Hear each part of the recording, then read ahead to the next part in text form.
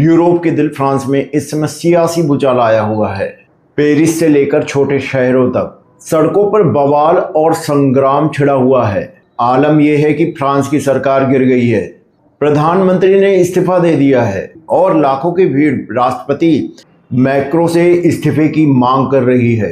ये तस्वीरें किसी फिल्म की नहीं बल्कि उस फ्रांस की है जिसे दुनिया फैशन, कल्चर और लोकतंत्र का प्रतीक मानती है। आज वही फ्रांस जल रहा है।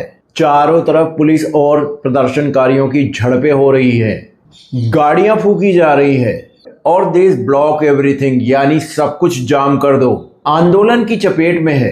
आखिर ऐसा क्या हुआ कि फ्रांस की सड़कों में ऐसे हालात बन गए? प्रधानमंत्री को अपनी कुर्सी क्यों गंवानी पड़ी? और सबसे बड़ा सवाल, क्या जनता का गुस्सा राष्ट्रपति मैक्रो को ले डूबेगा? चलिए फ्रांस के इस राजनीतिक भूचाल की असली वजह को समझते हैं। फ्रांस के इस संकट की सबसे बड़ी और ताजा खबर है प्रधानमंत्री फ्रांसवा बैरो का इस्तीफा। अब सवाल है कि उन्होंने इस्तीफा क्यों दिया? आसान शब्दों में कहें तो बैरो की सरकार फ्रांस की संसद में विश्वास मत हार गई, जिसके बाद उनके पास कोई और रास्ता नहीं बचा। यह कोई मामूली हार नहीं थी। संसद में सरकार के खिलाफ 364 वोट पड़े थे, जबकि समर्थन में सिर्फ 194 वोट। इस करारी हार ने प्रधानमंत्री मैक्रो के शासन को हिलाकर रख दिया। लेकिन इस विश्वास मत की नौबत ही क्यों आई? दरअसल ये दांव खुद प्रधानमंत्री बैरो ने ही खेला था। फ्रांस इस समय एक बड़े आर्थिक संकट से जूझ रहा है। देश पर कर्ज का बोझ उसकी पूरी अर्थव्यवस्था यानी जीडीपी का लगभग 114% हो चुका है। सरकार का घाटा यूरोपीय संघ की 3% की तय सीमा से कहीं ज्यादा 5.8% हो गया है।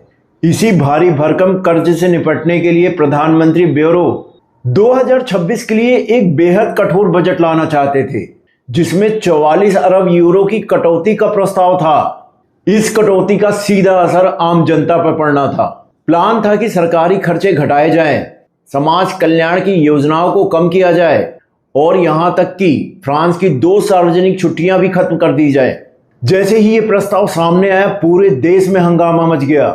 विपक्ष ने इसे जनता विरोधी बता दिया। प्रधानमंत्री बैरो को लगा कि वो विश्वास मत का दांव खेलकर विपक्ष को मना लेंगे और अपना बजट पास करवा लेंगे, लेकिन उनका ये दांव उल्टा पड़ गया। लेफ्ट, राइट और राइट, जो कभी एक दूसरे को पसंद नहीं करते थे, वो सरकार गिराने के लिए एक साथ आ गए। नतीजा प्रधानमंत्री की विदाई और फ्रांस में गहराता राजनीतिक संकट और आर्थिक संकट। प्रधानमंत्री का इस्तीफा तो सिर्फ एक ऊपरी वजह है, असली कारण तो कहीं ज्यादा गहरे और पुराने हैं। और इन सब की जड़ें प्रधानमंत्री मैक्रो की नीतियों से जुड़ी हुई है। यह कोई पहली बार नहीं हुआ जब मैक्रो की सरकार गिर रही हो। पिछले 2 सालों में फ्रांस ने 4 प्रधानमंत्री देखे, Elisabeth Borne, Gabriel Attal, Michel Barnier और अब फ्रांसवा बैरो। ये प्रधानमंत्रियों के आने जाने का ना खत्म होने वाला एक सिलसिला बन गया। इसकी सबसे बड़ी वजह है जून 2024 में मैक्रो का लिया गया एक फैसला। तब मैक्रो ने अपनी पकड़ मजबूत करने के लिए संसद भंग करके मध्यावधि चुनाव करा दिया था। मैक्रो को उम्मीद थी कि जनता उन्हें पूरा बहुमत देगी, लेकिन हुआ ठीक इसका उल्टा। चुनाव के नतीजों ने एक ऐसी संसद बना दी जिसमें किसी को भी बहुमत नहीं मिला। न मैक्रो के गठबंधन को, न धुर दक्षिणपंथी मरीन ले पेन की पार्टी को और न ही वामपंथी गठबंधन को। इस मिलीजुली संसद ने फ्रांस में सरकार को चलाना लगभग नामुमकिन बना दिया। इसी राजनीतिक अस्थिरता के बीच मैक्रो की नीतियों ने आग में घी का काम किया। जब से वो सत्ता में आए, उनपे अमीरों के राष्ट्रपति होने का आरोप लगता रहा। उन्होंने बड़ी कंपनियों और अमीरों के लिए टैक्स में कटौती की, जबकि आम जनता पर महंगाई का बोझ लगातार बढ़ता गया। पेंशन सुधारों के खिलाफ हुए ऐतिहासिक विरोध प्रदर्शन, बढ़ती महंगाई और अब ये नई बजट कटौती, इन सब ने फ्रांसीसी लोगों के सब्र का बांध तोड़ दिया। उन्हें लग रहा है कि कुर्बानी हमेशा आम आदमियों से ही क्यों मांगी जाती है। यही गुस्सा आज फ्रांस की सड़कों पर दिख रहा है। सरकार गिराने के ठीक बाद फ्रांस ने एक बड़ा आंदोलन देखा जिसका नाम था बायोकॉन स्टार्ट, यानी सब कुछ ब्लॉक कर दो। ये आंदोलन किसी एक पार्टी या यूनियन ने नहीं बुलाया था, बल्कि सोशल मीडिया में भड़की एक चिंगारी थी जो पूरे देश में आग की तरह भड़क गई, फैल गई। लाखों लोग, खासकर युवा, छात्र, मजदूर सड़क पर उतर आए। पेरिस, नैंटेस, लियो जैसे बड़े शहरों में प्रदर्शनकारियों ने हाईवे, स्कूल और बस डिपो जाम कर दिए। हर तरफ सिर्फ एक ही नारा गूंज रहा था, मैक्रो इस्तीफा दो। यह गुस्सा सिर्फ बजट कटौती के खिलाफ नहीं है, यह सालों से जमा हो रही हताशा, बढ़ती गरीबी, बढ़ती बेरोजगारी, असमानता और एक ऐसी राजनीतिक व्यवस्था के खिलाफ है जिसमें जनता को लगता है उनकी आवाज सुनने वाला कोई नहीं है। यह आंदोलन 2018 के येलो वेस्ट यानी पीली जैकेट आंदोलन की याद दिलाता है, जिसने मैक्रो के पहले कार्यकाल को हिला के रख दिया था। लेकिन इस बार गुस्सा और भी ज्यादा था। प्रदर्शनकारियों का कहना है कि प्रधानमंत्री को बदलना कोई हल नहीं है, असली समस्या की जड़ राष्ट्रपति मैक्रो हैं। सरकार ने प्रदर्शनों को रोकने के लिए भारी संख्या में पुलिस बल तैनात किया, आंसू गैस के गोले छोड़े और कई लोगों को गिरफ्तार किया। लेकिन लोगों का गुस्सा शांत होने का नाम ही नहीं ले रहा है। फ्रांस का यह संकट सिर्फ एक देश के लिए नहीं, बल्कि पूरे यूरोप के लिए खतरे की घंटी है। आपको क्या लगता है, क्या राष्ट्रपति मैक्रो अपनी कुर्सी बचा पाएंगे या फ्रांस एक और चुनाव की तरफ बढ़ रहा है? इस बारे में आपकी क्या राय है, हमें कमेंट सेक्शन में जरूर बताएं। प्रधानमंत्री ब्यूरो के इस्तीफे और सड़कों पर जनता के गुस्से के बाद राष्ट्रपति मैक्रो अपने राजनीतिक जीवन के सबसे बड़े संकट में है। अब उनके पास रास्ते बहुत सीमित हैं। उन्हें जल्दी ही एक नया प्रधानमंत्री नियुक्त करना होगा, जो पिछले 2 साल में 5वें प्रधानमंत्री होंगे। लेकिन असली समस्या जस की तस बनी हुई है, संसद में बहुमत की कमी। मैक्रो के सामने अब मुख्य रूप से 3 रास्ते हैं। पहला, वो किसी तरह समझौते की सरकार बनाने की कोशिश करें।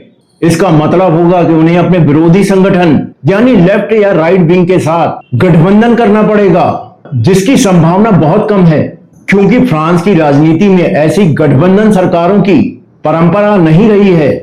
दूसरा रास्ता, जिसकी मांग विपक्ष करता रहा है, वो है संसद को भंग करके फिर से चुनाव कराना। लेकिन यह एक बहुत बड़ा जुआ होगा।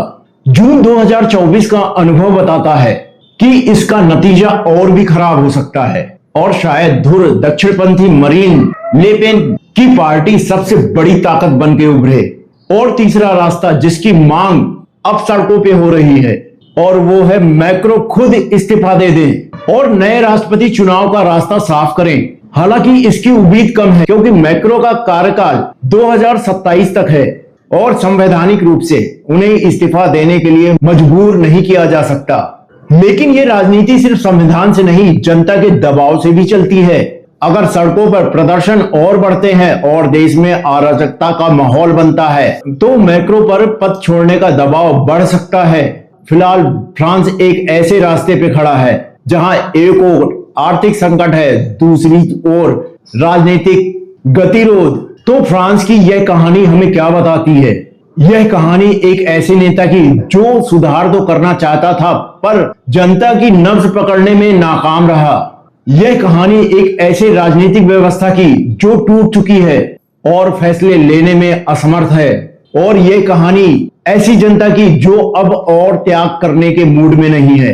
प्रधानमंत्री का इस्तीफा तो इस नाटक का सिर्फ एक हिस्सा था, असली क्लाइमैक्स अभी बाकी है। क्या मैक्रो कोई रास्ता निकाल पाएंगे?